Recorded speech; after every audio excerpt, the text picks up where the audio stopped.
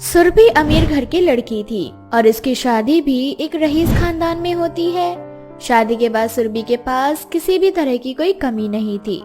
सुरभि अपने ससुराल में बहुत खुश थी क्योंकि उसका ससुराल भी बहुत अमीर था। इस चीज का घमंड सुरभि को बहुत था। सुरभि के हिसाब से पैसे से सब कुछ खरीदा जा सकता था, इसलिए सुरभि गरीब लोगों से नफरत किया करती थी।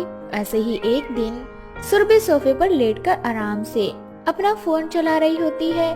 तभी वहाँ उसकी नौकरानी काम करने आती है। अपनी नौकरानी को देख सुरभि को उसके ऊपर गुस्सा आने लगता है और वो अपनी नौकरानी से कहती है, तुम जैसे गरीब लोगों पर तो मुझे तरस आता है और कभी कभी तो हंसी।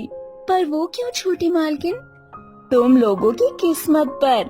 तुम गरीब लोगों के पास ना तो खाने के लिए खाना, ना पहनने के लिए ढंग के कपड़े होते। अगर हम अमीर ना होते तो तुम लोगों का तो न जाने क्या होता। मालकिन, आपका कहना सही है, पर मैं गरीब होकर भी बहुत खुश हूँ।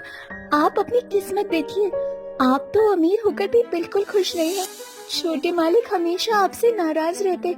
आप इतने बड़े घर में अपनी सास के साथ अकेली रहती हैं। बड़ी मालकिन कितनी अच्छी है, पर फिर भी आपकी उनसे बिल्कुल नहीं बनती। और एक हम गरीब होकर भी एक साथ रहते हैं और सुख से रहते हैं। मालकिन, मेरी एक बात याद रखना, इंसान पैसों से सब कुछ खरीद सकता है, पर जिंदगी की शांति, संतुष्टि, खुशियाँ कभी नहीं खरीद सकता।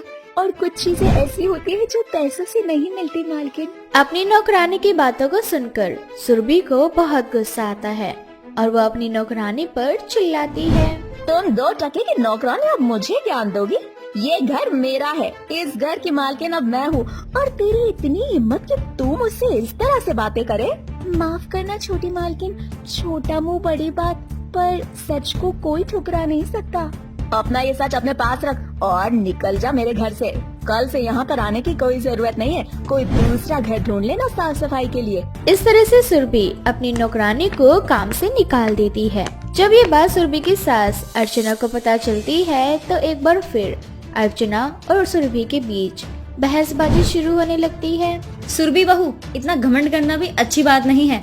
रही बात अमीर होने की, तो भगवान का खेल बहुत निराला होता है। अगर वो हमें रातों रात अमीर बना सकता है तो रातों रात हमें गरीब भी कर सकता है।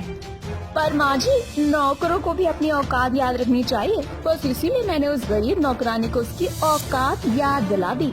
बहू, अगर तू इसी तरह से गरीबों को उनकी औकात दिखाती रही ना, तो कहीं ऐसा ना हो कि एक दिन कोई गरीब तुझे तेरी औकात दिखा दे। और एक बात, अगर तू इसी तरह से घर में से नौकरों को निकालती रहेगी ना, तो एक दिन तू घर की मालकिन होने के साथ साथ इस घर की नौकरानी भी बन जाएगी। सुरभि को अपनी सास के तीखे बोल जरा भी नहीं भाते और इसलिए वो अपनी सास से बात करनी ही बंद कर देती है। इसी तरह से कुछ दिन बीत जाते हैं, पर अर्चना सारी पुरानी बातों को भूलकर एक बार फिर सुरभि से बात शुरू कर देती है और उससे कहती है, बहू, तेरी और विवेक की शादी को काफी साल हो चुके हैं और अब मैं चाहती हूँ कि हमारे घर में हम तीनों के अलावा कोई चौथा मेहमान आए, नन्हा मुन्ना सा, प्यारा सा, हमारे घर को खुशियों से भर दे। माँ जी, ऐसा नहीं है। मैं नहीं चाहती कि हमारी फैमिली भी हो, पर विवेक जी को अपने काम और पार्टी से फुर्सत ही कहाँ है। वो तो मेरे साथ कुछ देर आराम से बैठकर बात करना भी पसंद नहीं करते। कोई बात नहीं बहू, जब रात को विवेक घर आएगा तो मैं उससे इस बारे में बात करूंगी।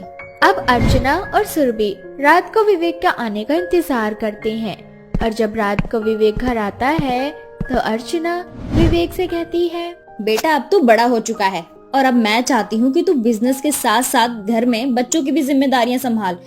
और मैं चाहती हूँ कि तू बहू को थोड़ा टाइम भी दे ताकि हमारे घर में कोई नन्हा मुन्ना सा मेहमान आ जाए। अर्चना के समझाने पर विवेक समझ जाता है और सुरभि को टाइम देने लगता है। इसी तरह से कुछ साल और बीत जाते हैं, लेकिन शादी के 6 साल बाद भी सुरभि को औलाद नहीं होती। अब सुरभि काफी परेशान होने लगती है। अपनी बहू को परेशान देख एक दिन अर्चना सुरभि से कहती है, बहू, तो इतनी परेशान क्यों होती है? क्या हुआ अगर तू माँ नहीं बन सकती तो? हम कोई दूसरा रास्ता निकालेंगे। माँ जी, मैंने डॉक्टर से बात की थी, उन्होंने साफ साफ कहा है कि मैं कभी माँ नहीं बन सकती। कोई बात नहीं बहू, लगता है हमारी किस्मत में यही लिखा था। वैसे आज मैं अनाथ आश्रम गई थी गरीब बच्चों को दान देने के लिए। वहाँ मैंने एक बहुत ही प्यारी सी बच्ची को देखा। उसे देखते ही मैंने सोचा कि अगर तू और विवेक उसे गोद ले ले तो उस बच्चे को एक माँ बाप का प्यार मिल जाएगा और तुझे औलाद का सुख मिल जाएगा। माँ जी, हमारे पास आखिर किस चीज की कमी है जो हम एक अनाथ बच्ची को गोद ले? मैंने डॉक्टर से बात की थी, उन्होंने मुझे एक तरीका बताया जिससे मैं इस घर को एक नया वारिस दे सकती हूँ। कौन सा तरीका बहू? सेरोगेसिस का। इसमें एक औरत मुझे अपना कोख किराए पे देगी और बदले में हम उसे मुंह मांगी रकम देंगे। माँ जी, उस दिन उस नौकरानी ने जो मुझे कहा था, आज मैं उसे बताऊंगी कि पैसे में कितनी पावर होती है। अब मैं पैसे के दम पर उसे माँ बनकर दिखाऊंगी और उसका भी मुंह बंद कर दूंगी। इतना बोलकर सुरभि वहाँ से चली जाती है। अब कुछ दिनों तक सुरभि एक औरत को ढूंढती है जो उसके बच्चे को अपनी कोख में रख सके। इतने पैसे होने के बाद भी, इतना खर्चा करने के बाद भी सुरभि को ऐसी कोई औरत नहीं मिलती जो अपनी कोख किराए पर दे सके। अब सुरभि की खुशियाँ उससे नाराज होने लगती है। विवेक उससे दूर होने लगता है। अपने हाथों से सब कुछ निकलता देख सुरभि का घमंड चूर हो जाता है और वो अपनी सी नौकरानी के घर जाती है और उससे बोलती है, आभा, तुमने उस दिन बिल्कुल सही कहा था, पैसे से हर चीज नहीं खरीदी जा सकती। मेरी खुशियाँ मुझसे नाराज हो रही है, विवेक मुझसे दूर जा रहा है। अब माँ के ख्याल में भी विवेक की दूसरी शादी करने का ख्याल आता है। आज मेरे पास बहुत पैसा है पर कोई मेरा अपना नहीं। मालकिन, आप रोइए मत और मुझे बताइए क्या हुआ। अब क्या फायदा मेरे अमीर होने का जब मेरे पास औलाद का सुख ही नहीं, मेरे पास शांति ही नहीं है। अब मुझे माँ बनना है और इसके लिए मुझे एक कोख किराए पे चाहिए। सुरभि के आंसू देख नौकरानी से रहा नहीं जाता और वह सुरभि की मदद करने के लिए तैयार हो जाती है। छोटी मालकिन, आप रोइए मत, मैं करूँगी आपकी मदद। बदले में मुझे कुछ भी नहीं चाहिए। आप मुझे कोई पैसे मत देना, बस दुआ देना कि मैं अपने पति के और बच्चों के साथ हमेशा इसी तरह खुश रहूं।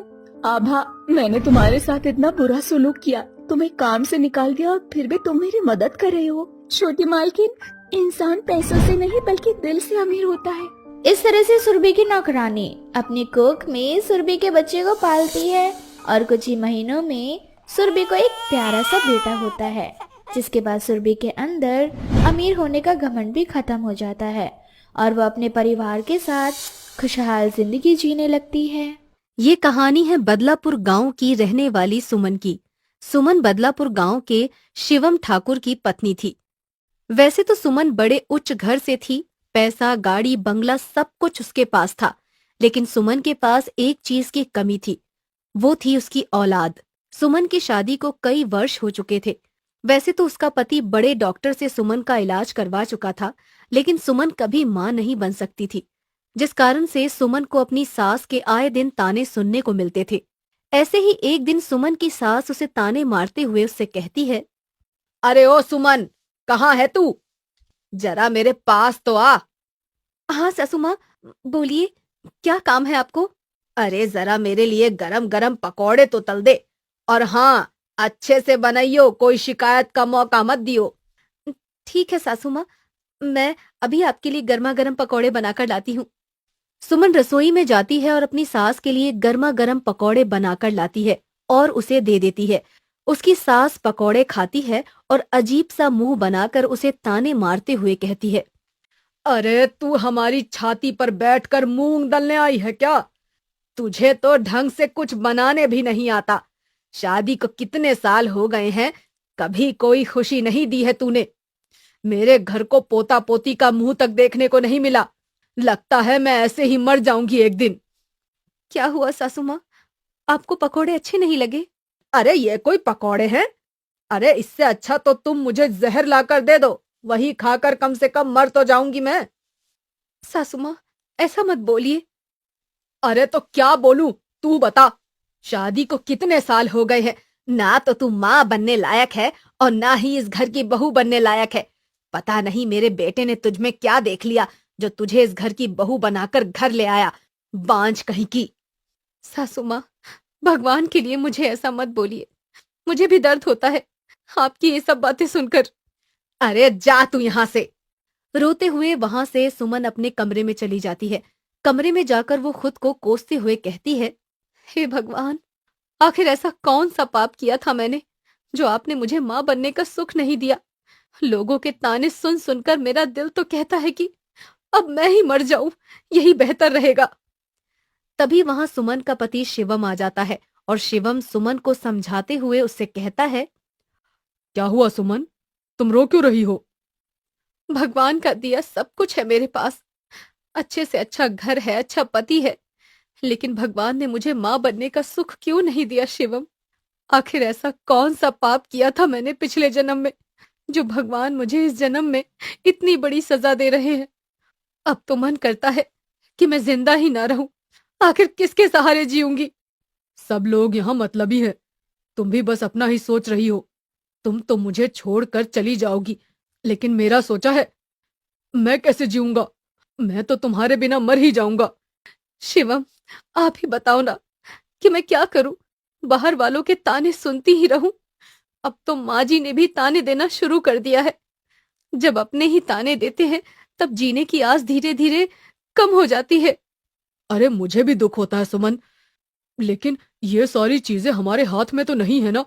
ये सब देना ऊपर वाले का काम है। और जब भगवान ही नहीं चाहता कि हमारी कोख में हमारा बच्चा खेले कूदे, तो इसमें हमारी क्या गलती है? या फिर तुम्हारी क्या गलती है? मैं अभागन, ना अपनी सास को खुश कर सकती हूँ और ना अपने पति को, और ना ही खुद को खुश रख सकती हूँ। अरे सुमन, खुद को कोसना बंद करो। अगर ये सारी चीजें तुम्हारे हाथ में होती तो तुम कब का हमें ये खुशी दे चुकी होती। ये सब चीजें कुदरत के हाथ में है, और शायद भगवान नहीं चाहता कि हम माँ बाप बने, तो यही सही है।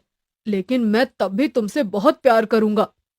समय बीतता जाता है और सुमन धीरे धीरे डिप्रेशन में चली जाती है, क्योंकि उसकी सास ने उसका जीना दुश्वार कर दिया था।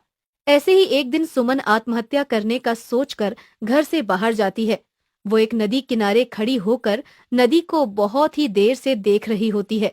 तभी उसे बच्चे की रोने की आवाज सुनाई देती है और वो आसपास देखती है तो उसे नजर आता है कि पेड़ के पास 3 छोटे छोटे बच्चे रो रहे होते हैं। वो बच्चों के पास जाती है और उनको अपने सीने से लगा लेती है और कहती है, हे भगवान, आखिर ऐसा कौन निर्दयी है जो इतने मासूम बच्चों को इस तरह से इस जंगल में छोड़कर चला गया। माँ बनने का सुख कितना बड़ा सुख होता है, और जिसे मिलता है वो उसकी कदर नहीं करता। मुझसे पूछो कि मुझ पर क्या बीती है। अरे कोई है, अरे किसका बच्चा है ये, कोई है। सुमन चिल्ला चिल्ला कर आवाज लगाती है, लेकिन कोई भी नहीं आता। आखिरकार सुमन उन बच्चों को किसी तरीके से अपने घर ले आती है। बच्चों को देखकर उसकी सास उससे कहती है, अरे किसके बच्चे चुरा कर ले आई हो बहू, वो भी 3-3? सासू माँ, वो सुमन अपनी सास को सारी बात बता देती है। सास को भी उन बच्चों पर दया आ जाती है। सास सुमन को उन बच्चों को रखने की इजाजत दे देती है। ऐसे ही समय बीतता जाता है और सुमन अब उन 3 बच्चों की अच्छे से देखभाल करती है। उन्हें समय से दूध पिलाती है, बच्चों की साफ सफाई करती है। धीरे धीरे सुमन को उन बच्चों से प्यार हो जाता है और उन बच्चों को अपना बच्चा समझने लगती है। उन बच्चों के आने से सुमन की जिंदगी में जैसे खुशियों की बहार आ चुकी हो। अब उसकी सास भी उससे अच्छे से बात किया करती है। ऐसे ही एक दिन सुमन अपने पति और सास के साथ मिलकर उन तीनों बच्चों को खिला रही होती है। तभी एक बच्चा सुमन से कहता है, माँ। इतने छोटे बच्चे के मुंह से माँ शब्द सुनकर सुमन हैरान हो जाती है। तभी दूसरा बच्चा बोलता है, माँ। दूसरे बच्चे के मुंह से माँ सुनकर सुमन और उसकी सास और उसका पति, इन तीनों की आंखें फटी की फटी रह जाती हैं और वो सोच में पड़ जाते हैं कि इतना छोटा बच्चा साफ साफ माँ कैसे बोल रहा है। तभी तीसरा बच्चा बोलता है, माँ। तुम बोल सकते हो। तीनों बच्चे 3 देवता का रूप ले लेते हैं। ये सब देखकर सुमन और उसकी सास और उसका पति तीनों हैरान हो जाते हैं। तीनों देवताओं को देखकर वो अपने हाथ जोड़कर उन्हें प्रणाम करते हैं और उनसे कहते हैं, प्रभु, ये सब क्या है? आखिर क्या लीला है आपकी? सुमन, हम तीनों देवता तुम्हारी माँ की ममता देखकर बहुत ही ज्यादा प्रसन्न हुए हैं और हम तीनों मिलकर तुम्हारी परीक्षा ले रहे थे, इसीलिए मैं तुम्हें माँ बनने का सुख प्रदान करता हूँ। सुमन माँ बनने का सुख पाकर बहुत ही ज्यादा खुश हो जाती है, जिसके बाद वो तीनों देवता वहां से गायब हो जाते हैं। ऐसे ही समय बीतता जाता है और एक दिन सुमन को पता चलता है कि वो पेट से है। ऐसे ही धीरे धीरे 9 महीने बीत जाते हैं और सुमन एक बहुत ही प्यारे से बच्चे को जन्म देती है, जिसके बाद वो अपने जीवन में आगे बढ़ जाती है। बस में आम बेचने वाली चुड़ैल। ये कहानी रामपुर नाम के एक छोटे से गांव की है, जहां एक बस अपने समय से चालू होने ही वाली होती है कि तभी एक आम बेचने वाली औरत बस के पास आती है और कंडक्टर से बोलती है, अरे ओ कंडक्टर बाबू, जरा रुको, हम भी आ रहे हैं अपनी आमों की टोकरी लेकर तुम्हारी बस में। अरे मैडम जल्दी बस में आओ, बस चलने का समय हो चुका है। अरे हाँ कंडक्टर बाबू, आ गई बस। इतना बोलकर वो आम वाली बस में चढ़ जाती है और बस के अंदर चढ़कर अपने आम को बड़े ही शानदार तरीके से बेचने लगती है। पीले पीले ताजे ताजे पेड़ से तोड़े मेरे मीठे मीठे आम ले लो। ये आम ऐसे हैं जैसे बड़े बूढ़े बच्चे सब खा सकते हैं। एक बार जो मेरा आम खाए उसके मन में ऐसा लग जाए कि वो बार बार मांगे। इसीलिए मेरे आम लेने से ना शर्माए और झट से आके मेरे आम ले जाए।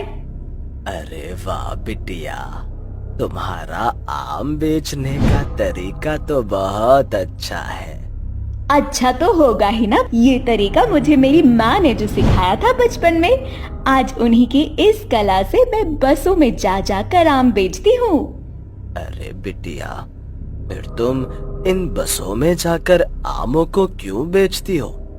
खुद का कोई छोटी सी दुकान खोल लो।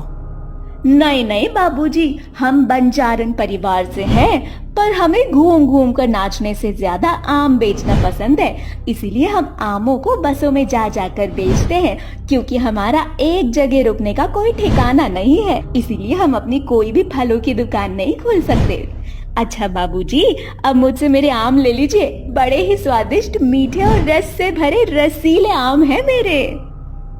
हाँ हाँ बिटिया, क्यों नहीं, तुम मुझे 2 किलो आम दे दो, सफर के लिए इतना काफी रहेगा।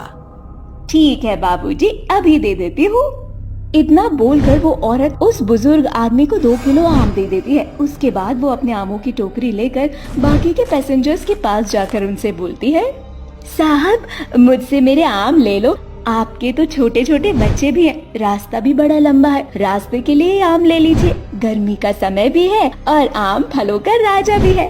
अपने राजा बेटे के लिए ही मुझसे आम ले लीजिए ना। मुझसे आम लेने से ना तो आपका कुछ जाएगा और ना ही मुझे कुछ मिलेगा, पर हाँ, इससे आपके बेटे के चेहरे पर मुस्कान और मेरे घर के चूल्हे की रोटी जल जाएगी। अच्छा ठीक है बहन, तुम मुझे 3 किलो आम दे दो। ठीक है साहब, मैं अभी आपको 3 किलो आम बांध देती हूँ।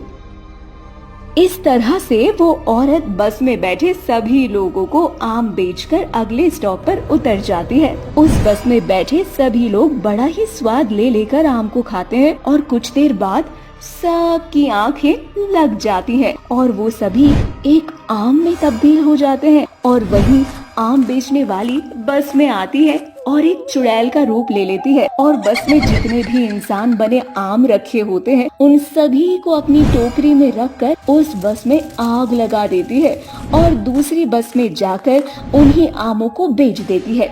इसी तरह से वो चुड़ैल बसों में जा जाकर आम बेचती है और 24 घंटे हो जाते हैं, एक भी बस अपने स्टॉप पर नहीं आती। जिसके बाद बस डिपार्टमेंट उन बसों का पता लगाती है और सीसीटीवी कैमरे में देखती है। सीसीटीवी कैमरे में चुड़ैल को आम बेचता देखकर खुद से वो बोलते हैं, ये चुड़ैल बसों में क्या कर रही है और ये बसों में बैठे लोगों को आम बनाकर उन्हें टोकरी में क्यों रख रही है और उसके बाद ये बसों में आग लगा रही है। इस तरह से तो ये सभी बसों में आग लगा देगी और सभी लोगों को मार देगी। मुझे कुछ करना होगा। हाँ, मैं अभी पुलिस को फोन करता हूँ और सारी बात उन्हें बताता हूँ। अब बस डिपार्टमेंट का वो कर्मचारी पुलिस को फोन करता है और उसे सारी बात बताता है। कुछ देर बाद पुलिस रामपुर गांव के बस स्टॉप पर आ जाती है और उस व्यक्ति से बात करती है। मुझे वो सीसीटीवी देखनी है जिसके बारे में तुम बात कर रहे थे। हाँ सर, बिल्कुल। मैं खुद भी बहुत हैरान हूँ। जब से मैंने सीसीटीवी कैमरे में आम बेचने वाली चुड़ैल को देखा है, मैं तो बहुत ही हैरान हूँ कि वो चुड़ैल आखिर ऐसा क्यों कर रही है। अब मैं क्या करूँ, मुझे कुछ समझ नहीं आ रहा। मैं बस में बैठने वाले सभी पैसेंजरों की जान कैसे बचाऊं? मैं कुछ करता हूँ, पर उससे पहले मुझे सीसीटीवी कैमरे की फुटेज को देखना होगा। अब पुलिस वाला सीसीटीवी कैमरा देखता है और एक तांत्रिक को बुलाता है।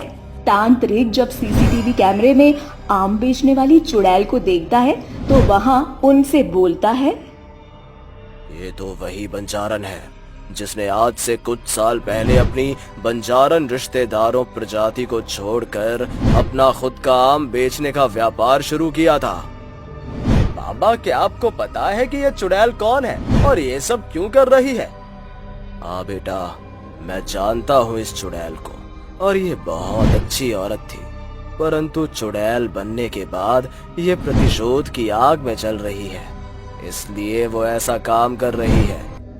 तो आप हमें बताइए, हम क्या करें? क्या पता हम कुछ कर पाए। आज से कुछ साल पहले जब रूपा ने अपना खुद का आम बेचने का व्यापार शुरू किया था। फ्लैशबैक। ये देखिए आमों की टोकरी।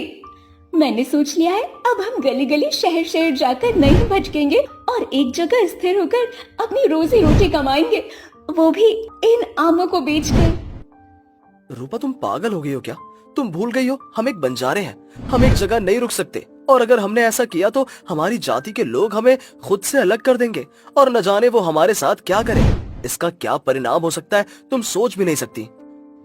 जिसको जो करना है वो करे, पर मैं अपने बच्चों के भविष्य के लिए एक जगह रहकर काम करूंगी। मैं यहीं रहूंगी और अपने आमों को बसों में जाकर बेचूंगी, क्योंकि यहाँ से बस स्टैंड बहुत पास है और स्कूल भी। रूपा किसी की बात नहीं मानती और वो खुद का व्यापार शुरू कर देती है। धीरे धीरे रूपा की तरक्की होने लगती है और उसकी प्रजाति के लोग उससे जलने लगते हैं और उसे सबक सिखाने के लिए एक प्लान बनाते हैं। जब रूपा एक बस के अंदर आम बेच रही होती है, तब उसके रिश्तेदार मिलकर उस बस में आग लगा देते हैं, जिसमें रूपा की भी मौत हो जाती है। फ्लैशबैक से बाहर। उस समय रूपा की मृत्यु हो गई और उसके कुछ दिनों बाद ही उन पापियों को भी उसके किए की सजा मिल गई। जब वो बस से दूसरे शहर जा रहे थे, तब उनकी भी बस खाई में गिर गई और उन सभी बंजारों की मौत हो गई। परंतु आज भी रूपा अंदर ही अंदर जल रही है। उसे मुक्ति चाहिए, उसे मुक्ति नहीं मिल पा रही, इसलिए वो अपना वही दिन जीती है जिस दिन उसकी मौत हुई थी। इसलिए वो हमेशा बस में जाकर आम बेचती है और उस बस को आग लगा देती है। बाबा, अब हम रूपा को मुक्ति कैसे दिलाएं? उसका पति और उसका बच्चा अभी जिंदा है। अगर वो लोग रूपा से बात करेंगे तो शायद रूपा अपना वो आखिरी दिन दोबारा जीना बंद कर देगी और उसकी शांति पूजा करवाने से उसकी आत्मा को शांति मिल जाएगी। अब पुलिस वाला रूपा के पति और बच्चों का पता लगाता है और उनको रूपा के बारे में बताता है। साथ ही उन्हें सीसीटीवी फुटेज भी दिखाता है, जिसे देख रूपा के पति को विश्वास हो जाता है। और इस बार जब बस के अंदर रूपा आम बेचने के लिए जाती है, तो उसी बस में उसका बच्चा और पति भी जाता है। अपने पति और बच्चे को देखकर रूपा की आंखों से आंसू निकल जाते हैं, जिसके बाद उसका पति रूपा से बोलता है, रूपा, मैं जानता हूँ तुम्हारे साथ बहुत गलत हुआ, पर जिसने भी तुम्हारे साथ गलत किया था, भगवान ने तुम्हारे उन पापियों को उनके किए की सजा दे दी है। इसलिए अब तुम इन मासूम लोगों को मत मारो। रूपा, अपने उस आखिरी दिन को भी जीना बंद कर दो जिस दिन तुम्हारी मौत हुई थी। अब मैं अपनी जिंदगी का वो आखिरी दिन नहीं जीऊंगी। अब मुझे मुक्ति चाहिए। मुझे जिससे बात करनी थी आज मैंने उससे बात कर ली। मैंने आपसे बात कर ली और अपने बच्चे को देख लिया। अब मुझे मुक्ति चाहिए। तुम्हें मुक्ति जरूर मिलेगी रूपा, मैं तुम्हें मुक्ति दिलाऊंगा। अब घर जाकर रूपा का पति पुलिस वालों को बाबा के साथ मिलकर अपनी बीवी की आत्मा की शांति के लिए एक छोटी सी पूजा करवाता है, जिससे उस चुड़ैल की आत्मा को मुक्ति मिल जाती है और वो हमेशा के लिए चली जाती है। जिसके बाद रूपा का पति उसका सपना पूरा करता है और खुद का अपना आम बेचने का व्यापार करता है और एक जगह रहकर अपने बच्चे को पढ़ाता और लिखाता है।